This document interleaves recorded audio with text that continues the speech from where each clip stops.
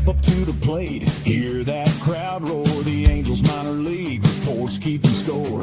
66 are swinging down in Inland Empire. Dust Devils heating up, they're reaching higher. Rocket City Trash Pandas, they're coming through. Salt Lake Bees buzzing, making their move. Dominick Lorenz breaking down the play. Halos in the infield each and every day. Prospects climbing, chasing that dream. From the minors to the majors, part of the team. Fastballs flying, big hits we see. Catch it all on the Angels minor league report each week. Oh, each week.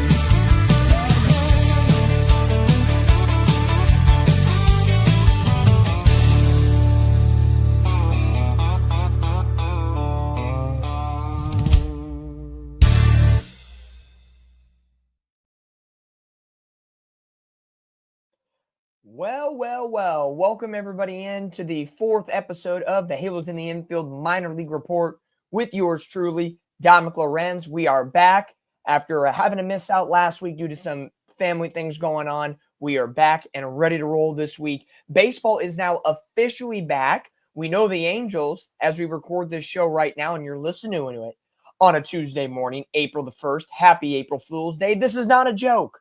The Angels are in first place. They are 3-1.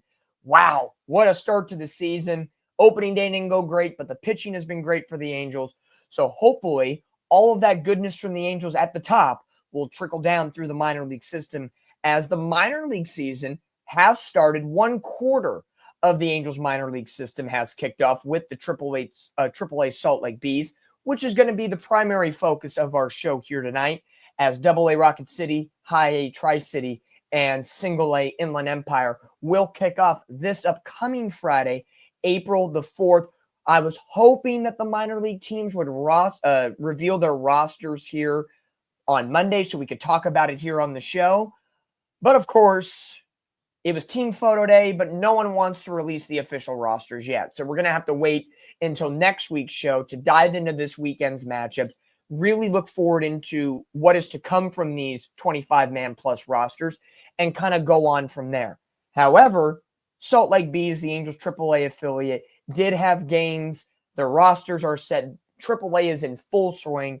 So this show is going to be dedicated, I guess, to the Salt Lake Bees here this week. But as always, cheers to our sponsors, 714 Tickets, Underdog Sportsbook, OC Dugout, and brand new Brewheim is in the mix now here with Halos in the Infield. So thank you to all those guys and gals that make Halos in the Infield possible, as well as to the whole Halos in the Infield crew for making this possible and continuing the strong partnership between Catella Chronicles and Halos in the Infield Network. But let's dive on in.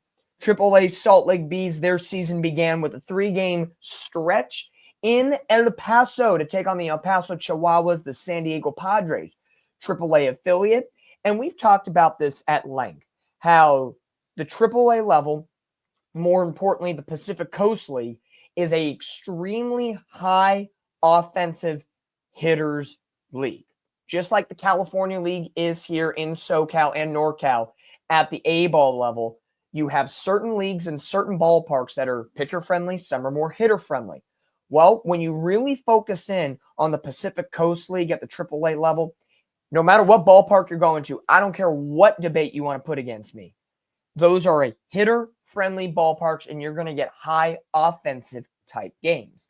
And you saw it all weekend long here for the Salt Lake Bees. Opening night, last Friday, a 10-3 loss to the El Paso Chihuahuas. So let's dive into the box score and see what Angel farmhands did good, did bad, something to look forward to, because we have already gone through the Angels' top 30 prospect list, according to MLBpipeline.com. We know who's number one in Christian Moore. We've seen Caden Dana be a part of that top 5 list as well, and so on and so forth.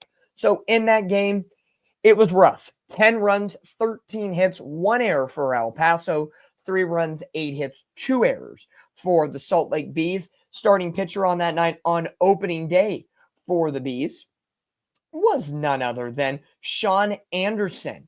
Sean Anderson, big right-hander out of Florida. He was originally drafted by the Boston Red Sox in 2016. So a little bit of a elder statesman, to be exact, here at the AAA level, and especially hopping back and forth, a part of the Marlins organization, the Texas Rangers organization last season. He's now in the Angels system, and it was not a good showing, unfortunately, for Sean Anderson. In that game early on, did not last long, and in the ball game, he went 5 innings, so the length was good, but the quality wasn't quite there.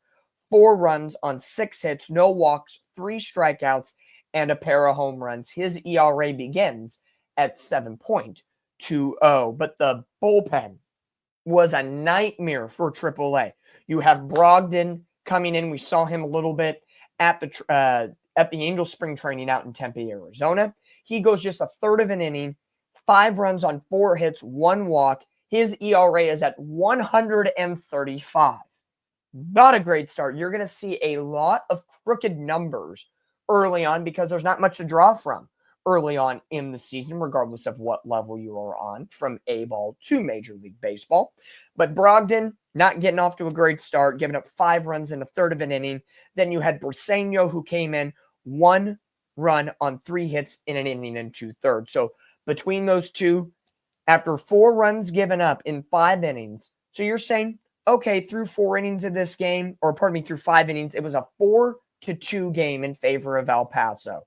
Very manageable, very low offense for a Pacific Coast League matchup that is, and especially at the ballpark at El Paso, Texas, which you can easily have combined 20-plus runs every game there, especially in the summer when the temperatures are above 100 degrees and the ball's flying out on the drop of a dime. To keep it a 4-2 game through 5 innings, I would say pretty good, even though Anderson gets touched up with the loss in the contest, giving up 4 runs and 6 hits in 5 innings. Still favorable. But just like the Angels on opening day, when Kikuchi gave up 3 runs in his outing and then 1 bad inning by the bullpen, very replicated out here at the AAA level. For the pitching staff, a positive in this game was the southpaw pitcher, who was a part of plenty of games for the Angels in spring training, Jack Dashwood.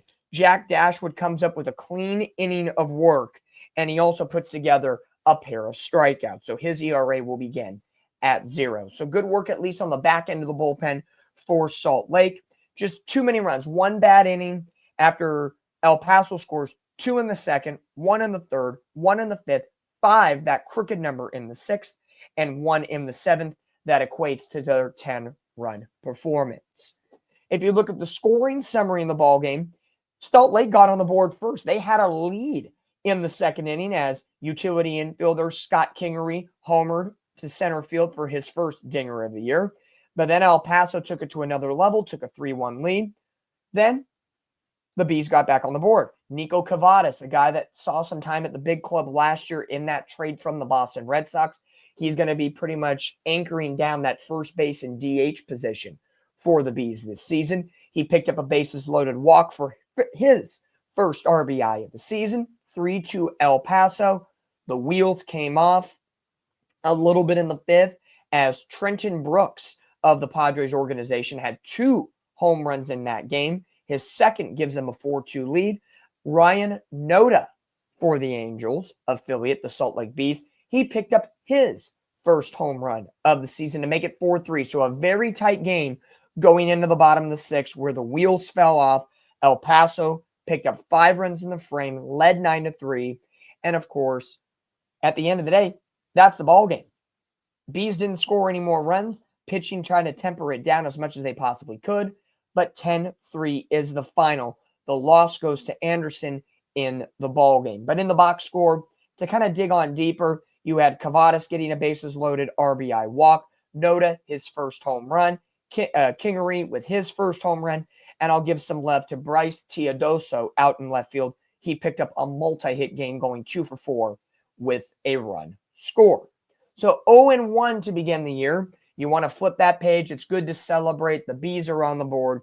And then they have a nice tight 7-6 victory the following night on Saturday, and they get to the El Paso Chihuahuas early and often with a 4-run first inning. Nico Cavadas crushes a 3-run blast. And then J.D. Davis, a MLB vet who's down at the AAA level, he picks up his first home run of the season.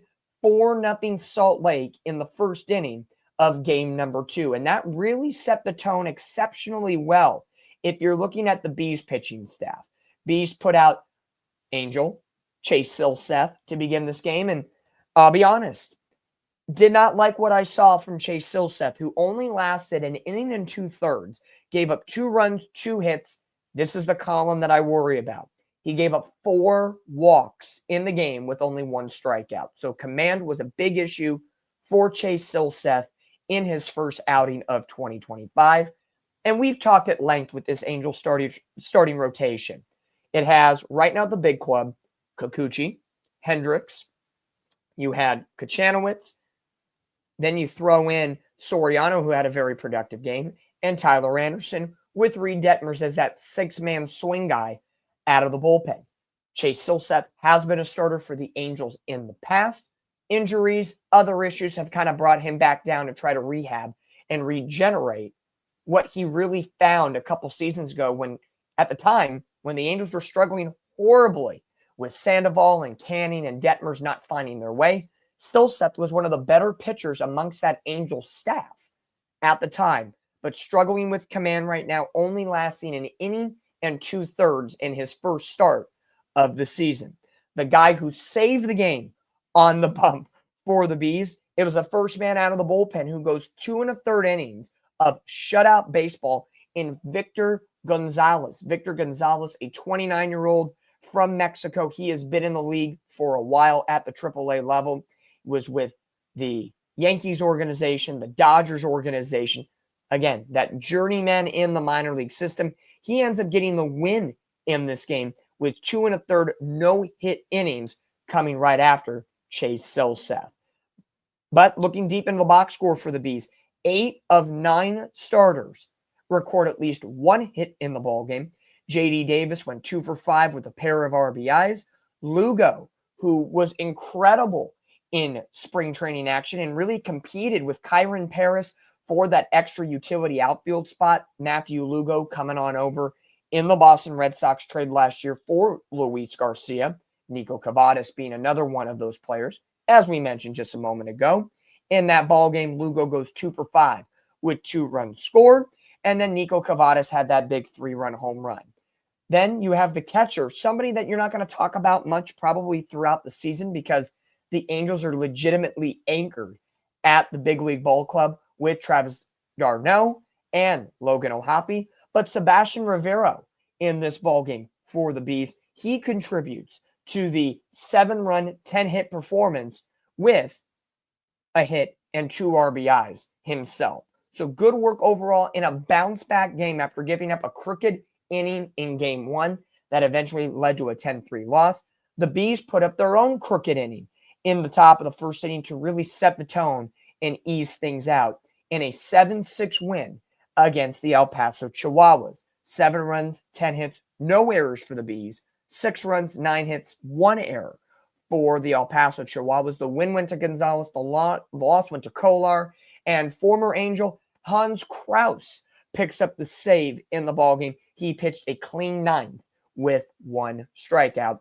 Kraus could be a guy that may have an opportunity to come on up to the big ball club at some point during this season. The way the bullpen works, if injuries happen or whatever can happen from A to Z, I could see Ron Washington and Perry Manassian making a decision to kind of bring a familiar face back into the bullpen in a guy like Hans Kraus, who did have success a large amount of times in the regular season last year in 2024.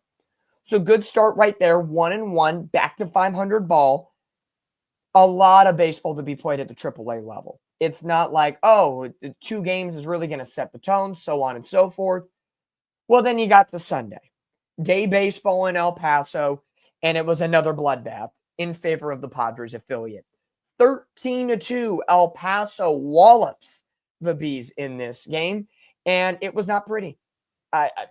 It was scoreless until the 4th inning. So pitching right there, good work right there. But El Paso, 1 in the 4th, 5 in the 5th again 3 in the 6th, 3 more in the 7th, and they pounded out an extra insurance run in the 8th, with the Bees only picking up 2 runs in the 6th inning. I'll dive into the hitting because I really want to focus in on the pitching because it was the first start of the year for Caden Dana. For the Bees, it was a lot of multi-hit performances, so the same guys getting the job done. Gustavo Campero goes 2 for 5. Nico Cavadas went 2 for 4. Scott Kingery goes 2 for 4 with the run scored. Carter Keyboom, the third baseman, goes 3 for 4 with 2 RBIs. He was the generating offensive guy on that day. And then you have Chucky Robinson going 2 for 4 at the catcher position. So multi-hit games, good to see some of the guys going and kind of getting some ample time in the starting lineup on one of those 3 games to begin the season. But Caden Dana, top pitching prospect for the Angels, somebody who struggled a little bit in spring training. Instead of going to Double-A Rocket City, that's more pitchers friendly. Send him into the Lions Den a little bit and go to the Triple-A level. See what you're made of and see how close you are from really being a part of this big league ball club. He goes 4 innings, 1 run, 3 hits, 3 walks, but he does have 4 strikeouts, a 2.25 ERA. I would give this outing for Caden Dana a solid B+. I think you limit the hits against a very good El Paso Chihuahuas team who ends up getting 13 runs on 13 hits against a very bad bullpen on this day for the Bees. So even though Caden Dana gets the tough luck loss because he gives up 1 run in the 4th inning and El Paso got 5 in the 5th and the Bees never recovered offensively, this is why I'll come out and say this. I am not a huge proponent when focusing on pitchers on wins and losses. I'm more focused on ERA, WHIP, walk-to-strike ratio, and opponent batting average, and also innings pitched. I want to see how much your longevity focuses in on what you can do with your pitching arsenal. So for Caden Dana to get the loss, I'm not worried about that. The line score speaks for itself. 1 run, it was earned, 3 hits, 4 walks, 4 innings pitched, 3 walks and 4 strikeouts. Total of 80 pitches. And again, your first start of the year, you're going to be capped at some point. And he did have 51 strikes. So a good balls to strike ratio. So I'm going to give this definitely a good B+ effort for Caden Dana. If he can go up with this trajectory, maybe he goes 5 innings his next start, then boosts it to 6 and kind of build your way up and strengthen that arm as you get deeper now into April, May, and so on and so forth. Bullpen, not so great. Jack Dashwood, who I praised in game 1, not great. He only lasted 2/3 of an inning, gave up 5 runs on 3 hits. And then Edwards Jr. gives up 3 unearned runs in an inning and a third. Former Angel Tuki Toussaint, who the Angels just signed about a week and a half ago, back to the AAA, MLB veteran, journeyman through minor league baseball. He gives up 3 runs on 1 hit, 4 walks in 2/3 of an inning. And Brogdon, once again, who had a really bad outing, first game of the season, a little bit better, 1 run on 1 hit and 1 walk in an inning and a third, dropping his ERA from over 100 back to 32.4. Very nice. We're closing the gap a little bit in this case scenario. So overall, not a great pitching day over the weekend for the Salt Lake Bees, who combined in the 3-game set give up 29 runs to the El Paso Chihuahuas in 27, about 27 minus 2 because they were wins 25 innings of work. So more than a run and a half per inning in this 3-game set. So the Bees start off the season 1-2 overall to begin the year. They had Monday off. Now they stay on the road because they are getting a brand new ballpark in Salt Lake City, Utah, which their home opener will be next Tuesday, April the 2nd. So this will be the first time any of the Angels minor league staff for Salt Lake will be in the 6-game series format.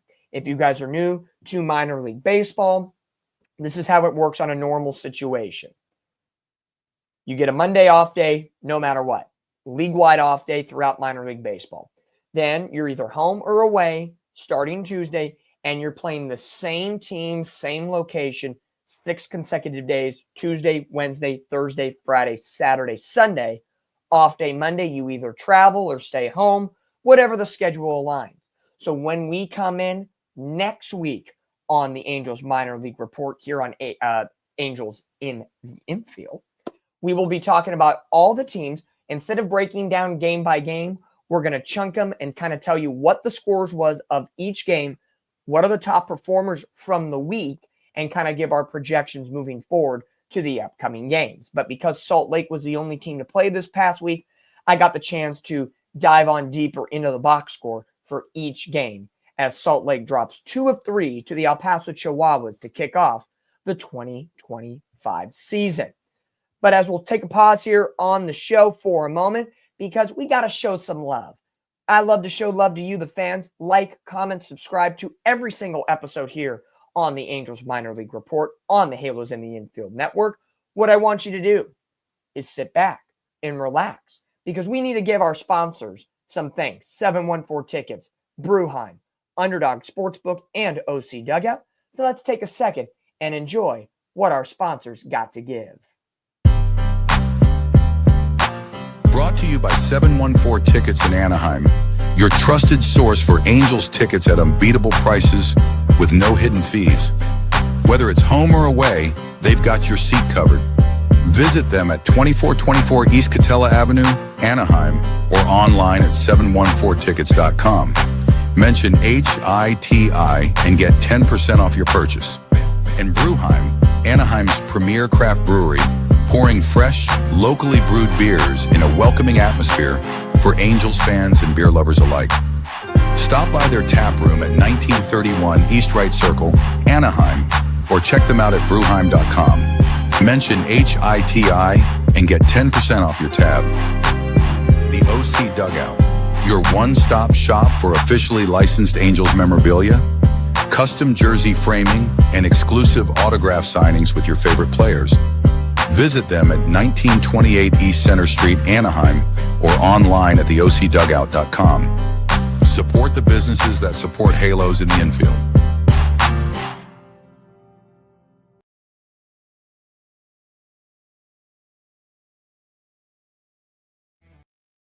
Sponsors right there here for Halos in the Infield. Always great to have those around.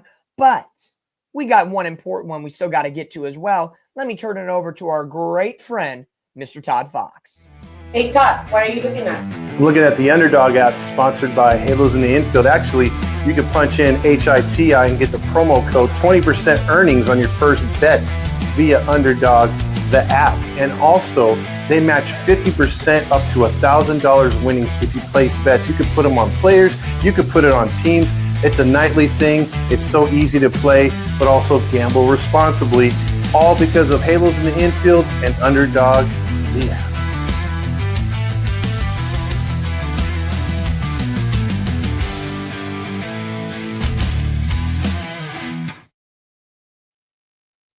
Absolutely. Get your gaming needs at Underdog Sportsbook. So glad to have them along as sponsors here on the show and the entire Halos in the Infield network. Now let's dive into what is to be expected now from the Angels minor league system this upcoming week, because it's April Fool's Day. The Angels are 3-1. Hold on. That ain't no joke. The Angels, the big ball club, is 3-1 after taking 2 of 3 against the White Sox over the weekend and getting a big win last night in extra innings against the St. Louis Cardinals. So a great start overall. Offense needs some work, but the pitching has been very dominant for the Angels thus far. So good to see that starting off well for our Halos. So let's dive in. AAA Salt Lake. We talked about losing 2 of 3 against El Paso before the sponsorship break. This week, they will be at Albuquerque Isotopes. That is in Albuquerque, New Mexico, the AAA affiliate of the Colorado Rockies. 4 of 6 games will be nightcaps with a day game on Thursday as well as Sunday. Minor League Baseball loves to have the midday day games. Sometimes they like to host the kids, the schools, and businesses. It's just a thing that minor league baseball does for the fans, as always. But 4 nights, 2 day games for the Salt Lake Bees this week. that will be at the Albuquerque Isotopes, another high offensive ballpark. You're going to see a lot of runs this week coming up, probably from both teams. So hopefully the Bees settle the pitching staff down just a little bit and get the bats rocking in the right direction. For AA, the Rocket City Trash Pandas open up the season at home at Toyota Field. They have a 2-week homestand to begin with 3 games this weekend. AA, High A, and Single A start on Friday, April the 4th, even though AAA continues their season as of today, April the 1st. AAA or AA and below starting on Friday, April the 4th. Rocket City will be hosting the Chattanooga Lookouts, which is the AA affiliate of the Cincinnati Reds. So you have the Reds and the Angels farmhands doing battle out in the Southeast. For fans that maybe aren't familiar with the Rocket City Trash Pandas roster, we don't have the official roster quite yet, but we do know one player who is on the team, and it is the Angels' #1 prospect, Christian Moore. He is being sent to Rocket City to begin the 2025 campaign. He will anchor down that infield primarily at second base. If you go on the Rocket City Trash Pandas Instagram page, you saw him working out on the field as workouts began for the teams. All the players for each minor league team were sent to their respective stadiums over the weekend to get set, train up, have team practices, meet the coaches, meet other players that they're going to be a part of, even though they met a lot of them at spring training. They like to do a lot of things at the ballpark with the fans so that can come in, meet the players, and basically get the hype around the 2025 season. But Angels' #1 prospect, Christian Moore, will be starting at AA Rocket City, who will kick off their season with a 3-game homestand, or at least a 3-game series, because they get the following week at home as well. Lucky Dogs, or I should say Lucky Trash Pandas, as they will open up the season against the Chattanooga Lookouts, the AA affiliate of the Cincinnati Reds. Moving on down to High A, Tri-City Dust Devils. They also get to kick off the season at home with a 3-game series against the Vancouver Canadians, the High A affiliate of the Toronto Blue Jays. And in that game, it's going to be 2 night games, 6:30, and a 1:30 Pacific game. So 2 nights and a day game up in the Pacific Northwest, Wasco, Washington in that case. So Tri-City Dust Devils will host the Vancouver Canadians. No starting pitching probables at the moment. Again, we are still awaiting the official rosters for the 2025 opening day. I was hoping to have those teams reveal them here while I record on Monday, March the 31st, so I could give it to you here on the morning of April the 1st. Unfortunately, that was not the case. So next week, we will have to do a deep dive here on the Angels minor league report. So the Dust Devils will host 3 against the Vancouver Canadians, and dropping it down, bringing it close here to Southern California to open up California League action. The Inland Empire 66ers will head on the road for a 3-game series against the Visalia Rawhide, which is the Single A affiliate of the Arizona Diamondbacks. If any of you know the California League well, Visalia in Central California, tough ballpark to play in. It is always hot. It is always desolate out there, but offense does come in bunches in the California League. So I would expect high offensive weekend from the Inland Empire 66ers. They have 2 night games and a day game, Friday at 7, Saturday at 6:30, and Sunday at 2 p.m. It's going to be interesting. It's going to be quite a ride here for the Angels minor league system as they get set to kick off the 2025 season. The Angels and the Salt Lake Bees have already got the show rolling. Now the other 3 levels of the Angels farm system, Rocket City, Tri-City, and Inland Empire, will get ready to roll here in 2025. So much to look forward to. It's going to be, as I mentioned, a little bit of more condensed, quicker show here today for the Angels minor league report, but so glad to be back with you after missing last week due to some family things that came up. So much that we're going to be getting into. It's going to be so great to talk about the Angels farm system because I'm telling you right now, there is no other.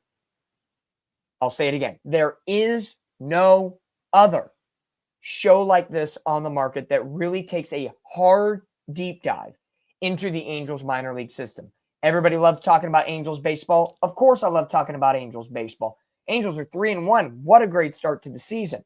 However, people can talk about the top prospects all day long, but we're going to get down to the nitty and gritty. We're going to talk about those top 30 prospects as they play throughout the season, but then some hidden gems that have great weeks, great months, great season. We want to let you know who that is as well. So you guys, the Halos in the Infield Network fans, can really create a relationship with these players as they build up the system and hopefully make it to the Big A and the Big Ball Club in the future.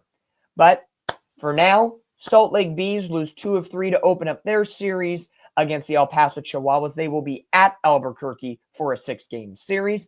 AA Rocket City will kick off a 3-game series against the Chattanooga Lookouts at home for opening weekend. Tri-City Dust Devils at home against the Vancouver Canadians in Washington at home to kick off their season. And the Inland Empire 66ers on the road at the Visalia Rawhide, the Diamondbacks affiliate, for 3 games to kick off their 2025 season. It's always that great time of year where so much sports are being played. You have baseball, you have the NCAA March Madness tournament, NBA is gearing up for the playoffs, hockey's getting ready for their playoffs as well. That beautiful sports equinox is happening, and I hope you allow the Angels minor league system to be a part of that, because you can watch all of minor league baseball on the Bally Live app, MILB.com. Yes, you got to pay for a fee. I'm not sure what that price point is, but if you can't watch and you're close to a minor league ballpark, no matter if you're on the West Coast, East Coast, Midwest, wherever you follow us, go to that minor league ballpark. Go support those front offices. Go support the community and go support those minor leaguers that are trying to make their dreams come true and get to the big club, if it's the Angels or whoever else, because you got to cheer them on. They're putting on great performances each and every day. But for today, that will do it here for the Angels Minor League Report with yours truly, Dominick Lorenz from Catella Chronicles. It's so great to have this partnership with the Halos in the Infield Network. Todd, Fernando, producer to the stars, Randy, and the entire crew here at Halos in the Infield. Like, comment, subscribe. We want to get bigger because we have so many great guys with so many perspectives and thoughts and opinions. No other channel is doing as much as what Halos in the Infield is doing for you. You got the Angels podcast. You got the Around the League show. You got Halo Joe doing what he does best. You got the Minor League Report with me, and so many other things that are deep in the pipeline here at Halos in the Infield. And of course, we got tailgates coming up as well. So many fans can get together and enjoy the Angels and their minor league system. But next week, we'll dive into all 4 levels of the Angels minor league system, how their weeks went, and kind of how the rosters have aligned up, and maybe what players to look out for, not just those top 30 prospects, but other hidden gems in the mix to keep your eyes out for moving forward here in the 2025 season. But until then, cheers to 714 Tickets, cheers to Underdog Sportsbook, cheers to OC Dugout, and welcome to the Halos in the Infield family, Bruheim in Anaheim. So glad to have them along at the Halos in the Infield Network. We're going to be there a lot, doing a lot of tailgates, live streams, so keep attuned to the Halos in the Infield Instagram, Twitter, the whole universe, social media side, and of course, here on YouTube or wherever you get your podcast. This is the place to watch and listen. I'm Dominick Lorenz from Catella Chronicles. This is the Angels Minor League Report, and we look forward to seeing you next Tuesday morning for the next episode of the Angels Minor League Report. We'll have much more to talk about with the Bees, the Trash Pandas, the Dust Devils, and the Inland Empire 66ers. Until then, cheers to the rest of your week. Go Angels minor league system, and enjoy some baseball here as we flip the calendar to the month of April.